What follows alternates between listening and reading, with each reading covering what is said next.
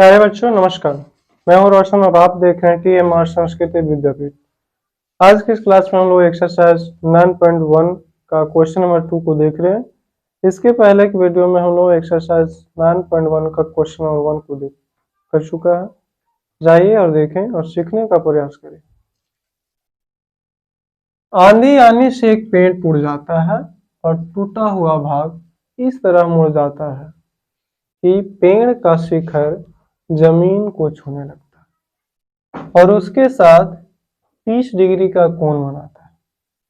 पेड़ के पाद बिंदु की दूरी जहां पेड़ का शिखर जमीन को छूता है 8 मीटर है, तो पेड़ की ऊंचाई ज्ञात कीजिए। सबसे पहले मान लेते हैं कि ऐसा कोई पेड़ था जिसका नाम हमने AC रखा, पर बाय चांस क्योंकि मौसम परिवर्तन होते रहता है, ये टूट करके क्या हो गया, नीचे गिर गया। बोले तो ये टूट कर कहाँ गया, नीचे, ऐसे, ठीक है। और ये जमीन पर जाकर के, ये तो इसका क्या है, शिखर है। क्या है, शिखर।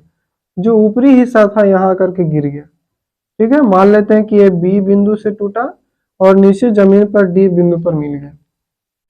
ठीक है, जो पेड़ टूटा था पहले समझ लीजिए।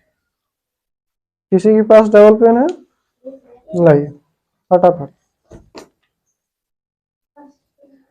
सपोज दैट ये हमारा पेड़ था। क्या था, ये टोटल लंबाई हमारा पेड़ था। जब आंधी आई तो ये टूट करके नीचे गिर गया आधा हिस्सा से, और ये जो हिस्सा ये क्या था, भी शिखर था, यानी बोले तो ऊपर वाला हिस्सा। ये टूट के जब भी गिरेगा, अगर लटकले रह गया, इसमें जुटल रह गया, तो क्या हुआ, ऐसे गिरेगा। और जब गिरेगा तो धरती को ये टच करेगा, यानी जो शिखर था वो पाद बिंदु पर चल जाएगा, मतलब नीचे चला जाएगा। ठीक है, और यहाँ के बीच की दूरी बताया हुआ कि कितना है, 8 मीटर की दूरी पर है। पेड़ के शिखर जो जमीन को छूता है कितना है, 8 मीटर। ये दोनों के बीच का कोण 60 डिग्री। बेसिकली पहले समझ लीजिए कि टूट कर गिरा है, गिरने के बाद इसका जो शिखर है जमीन पर टच किया। तो जो पेड़ कह रहा है कि पेड़ कितना दूरी पर था, कितना लंबाई इसका था, वो मापना है।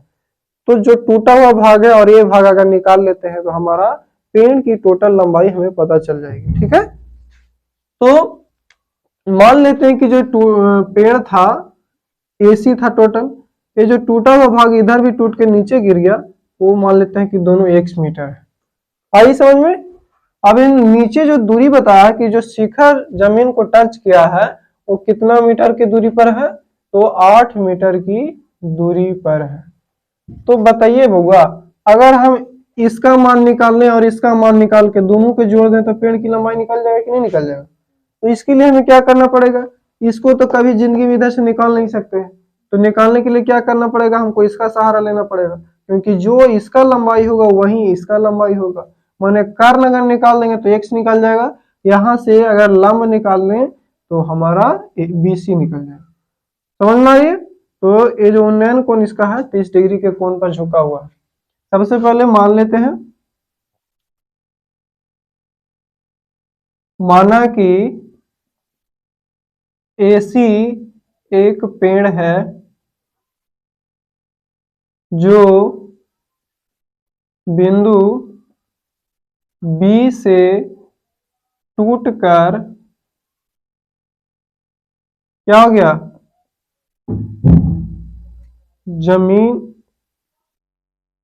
जमीन की बिंदु D पर मिलती है, जो जमीन के साथ कितना डिग्री का कोण बनाता है, जमीन के साथ 30 डिग्री का कोण बनाता है। ठीक है, पेड़ की शिखर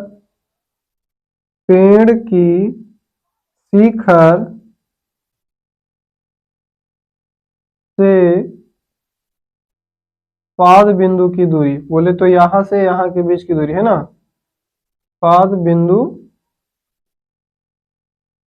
की दूरी, ये आप अपनी भाषा में भी लिख सकते हैं, जिस तरीके से समझ में आए केवल बातों को समझाना है। कितना दूरी है 8 मीटर। कोण दे दिया कितना 30 डिग्री। हमें निकालना क्या क्या है, अगर हम ए भी निकाल लेते हैं और बी सी निकालते हैं तो पेड़ निकल जाएगा।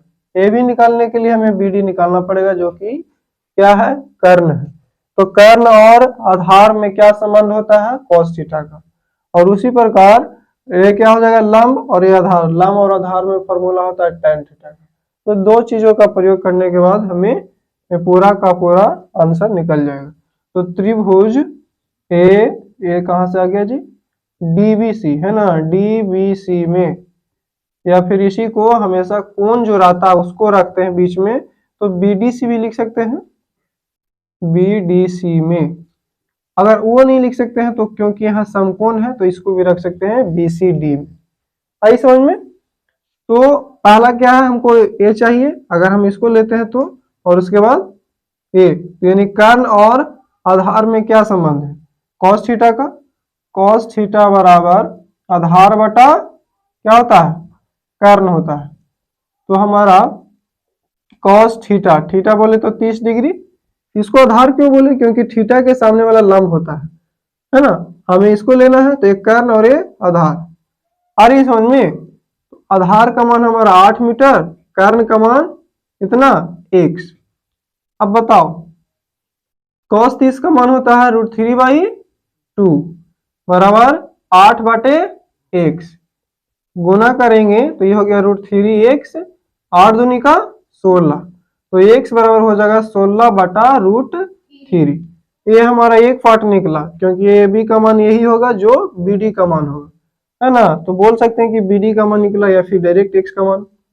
हाँ यहाँ पर छूट गया क्योंकि x हम लिख दिए हैं पर यहाँ नहीं माने, माना कि ए बी बराबर बी डी बराबर x माने थे ना जी, क्योंकि ये टूटा हुआ भागा है तो दोनों के दोनों क्या होगा बराबर होगा, इसलिए ए बी बराबर बी डी होगा। क्योंकि ये पेड़ का टूटा हुआ भाग नीचे जमीन को टच किया है। मान लेते ये हमारा पेड़ था, ढाई से गिर गया इसे, है ना। ये पूरा पेड़ था, जब आया आंधी तो ऐसे टच कर गया, तो ये दोनों बराबर है ना होगा, देखिए तो, है ना। और दूसरा हम किसको निकालेंगे बीसी को। तो बीसी को निकालने के लिए फिर उसी त्रिभुज में चलना पड़ेगा, पुनः त्रिभुज इसमें बी सी डी। अब बोले तो एक ही ना है, बी डी सी करिए चाहे बी सी डी करिए, बी डी सी में फिर किसका प्रयोग करेंगे tan का ना जी, क्योंकि लंब और आधार की बारी है। तो tan थीटा बराबर होता है लंब बटा आधार। अब बताइए tan 30 डिग्री ना है, tan 30 डिग्री बराबर लंब का मान कितना बीसी है ना, और आधार का मान हमारा बीसी। बताइए tan 30 का मान 1 बटा √3 होता है कि नहीं होता है। उसके बाद बीसी हमें पता नहीं, हाँ डीसी का मान हमें पता है कि 8 मीटर की दूरी पर है, 8 हो गया। हमें केवल बीसी चाहिए ना, तो इधर चल जाएगा, तो बीसी बराबर क्या हो जाएगा 8 बटे √3। ये इधर चल गया, हम इसको चुपचाप इधर रख लिए, बीसी का मान निकल गया, है ना। तो देखिए बीसी पता चल गया, साथ ही साथ हमें ए भी पता चल गया, क्योंकि एक्स का मान जो है वही ए भी का मान है। तो पेड़ की टोटल ऊंचाई क्या है, पेड़ की ऊंचाई,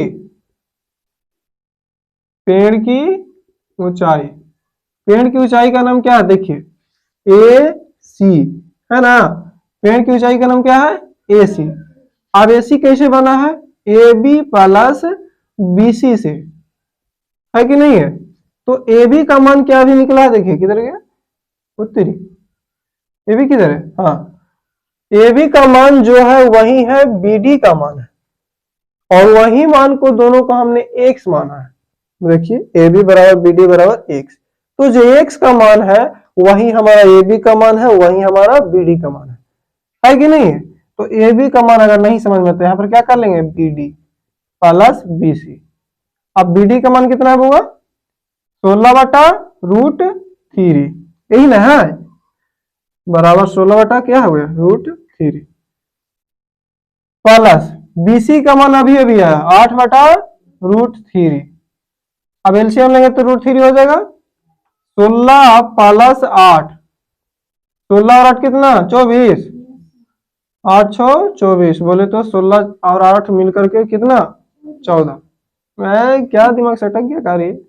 16 और 8 मिलकर कितना हुआ 24, ठीक है, बटा √3। इसका परमेयकरण करेंगे तो √3 ऊपर गुना √3 नीचे गुना। ऊपर हो गया 24 √3 हुआ कि नहीं हुआ। 24 गुना √3 किए तो 24 √3, और √3 गुना √3 करेंगे तो 3, बोले तो 8 दिया के 24। हमारा आंसर हो गया 8√3। बोलिए तो पेड़ की ऊंचाई कितना आया 8√3 मीटर। 8√3 मीटर। बताए थे हम बहुत पहले कि अगर 9.1 की ओर अग्रसर हुए हैं, इसका मतलब आपको पहले फिगर बनाना आना चाहिए। फिगर बनाने आने के बाद आपको जो अनुपातिक फार्मूला है, सॉरी कोण वाला जितना भी फार्मूला है sin 30 cos 30, मतलब जो भी है एंगल के जरिए वो पता होना चाहिए। और उस एंगल के बाद आपको ये पता होना चाहिए कि किन किन चीजों की खोज हो रही है। इसमें कभी कभी लंब और आधार की जरूरत पड़ेगा, कभी लंब और कर्ण की जरूरत पड़ेगा, मतलब जो भी है इन सभी की जरूरत पड़ेगा। उसी के आधार पर हम लोग फार्मूला का यूज करेंगे। तो आशा है कि आप लोग सीख गए होंगे। मिलते हैं नेक्स्ट वीडियो में, तब तक के लिए देखते रहें, सीखते रहें और दोस्तों के साथ शेयर और सब्सक्राइब करना ना भूलें। जय हिंद, जय भारत।